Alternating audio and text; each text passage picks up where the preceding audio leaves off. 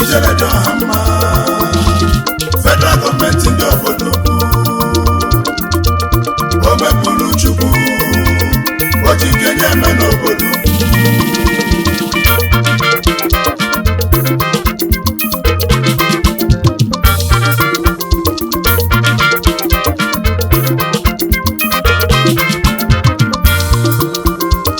Ijele no bụ nnekwu mmanwụ Ijele no kalesilenu Ijele no bụ nnekwu mmanwụ onye nnekwu ọgbọ na nwere ife ọ na-eme Hachi Dr. Onyeka Umugo ọchịrị ọzụọ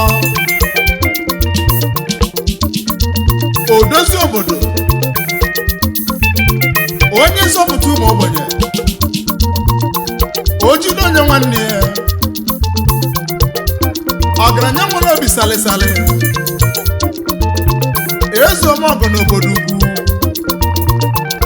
ife ọma na-eme na karịrị akarị ọrụ na n'ụlọ karịrị akarị Ijele Obodoukwu anyị si gị jisi ike ife na-eme n'ọdọrọ anya omeka obodo fụrụ ka anyị na-ekwunu agụmanda na-eso n'akwụkwọ afọ akalịlị agụmanda ọrụ alụlụ ụlọ ọ bụzi ndị ọkpọpụrụ obodo oyibo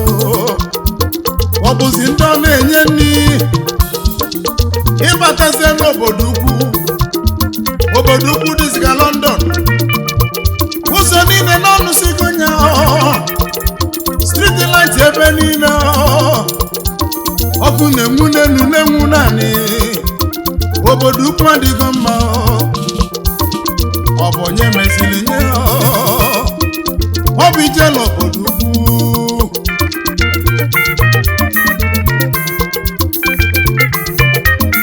Ijele bụ nnekwu mmanwụ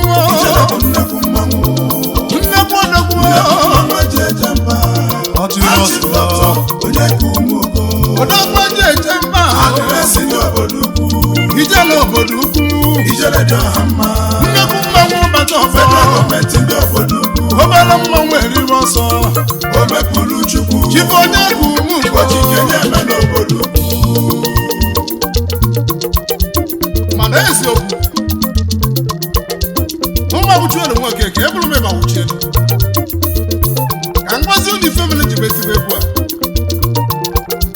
a enwere oge olulu n'Obodoukwu ọ dịka ga-ebi dịka agaghị obinu ebidozie gbaba mitin agbaba mitin aghala aghala maka gịnị ụzọ si Akokwa ụzọ si isi Ogbonu ụzọ si Akpụrụ kedizi maka uru ala ụzọ si Fagwe banye Obodoukwu o mesịrị mmebi ebido babalụ atụbalịla ife a ga-emenu all the stakeholders ememe meeting mesịa nụ ọ dịka o nwere isi na ya ka na-emenu Ijele Obodoukwu wee kunie ọkpata ozu nwaala kunie eze dị ọra mma kunie n'oche eze wee bido welu bọọlụ n'Obodoukwu gbalụ ya aka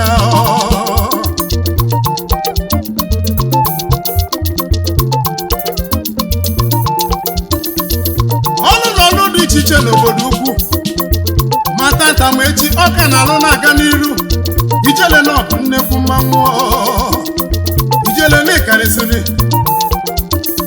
igwe onye ego umugo Ijele dị ọha mmanụ ọ gbatalụ n'Obodoukwu nu wee chọba ndị yutu niile nu ụfọdụ ka ọ na-ebunye moto ụfọdụ ka ọ na-ebunye motosaịkụl ụfọdụ ogbenye ka ọrụ ọrụ nọ ife ọ na-eme n'ọkalịrị akali ka anyị tụọ anya onye nzọpụta Obodoukwu Ijele Obodoukwu onye nzọpụta ode n'Igbo onye nzọpụta Obodoukwu jibụ onye ego umu